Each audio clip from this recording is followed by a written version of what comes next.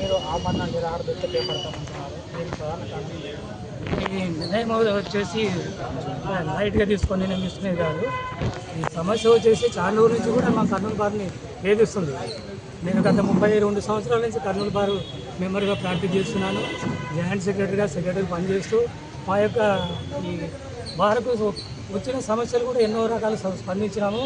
ఈ హైకోర్టు వేసడానికి గత ఒకసారి 30 డేస్ అంటే 90 డేస్ కంటిన్యూగా బాయ్కాట్ చేస్తూ రాయలసీమను కూడా బంద్ చేయించినాం. కానీ గత ప్రభుత్వాలు మేము ఏదో రకంగా వచ్చి మీకు అంటే ఇస్తామని చెప్పడం వెళ్ళిపోవడము, తర్వాత మేము కంటిన్యూగా బాయ్కాట్ చేసుకోలేక తర్వాత మధ్యలో డ్రాప్ చేసుకుని ఈ సమస్యను మళ్ళీ వచ్చిన ప్రభుత్వాలు మాట ఇచ్చినారు. దాని మీద వచ్చిన ప్రభుత్వాలు కూడా మొన్న వచ్చిన సీఎం గారు కూడా చెప్పారు మా ప్రామిస్.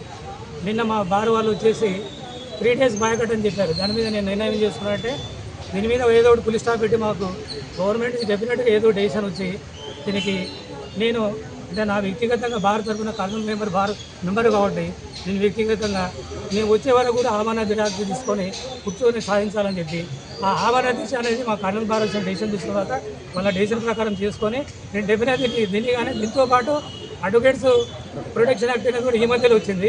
అడ్వకేట్స్ మీద దాడులు చేయడము, మర్డర్ చేయడం ఇవన్నీ ఉన్నాయి. ఇవన్నీ మేము ఎందుకు చేస్తున్నాము?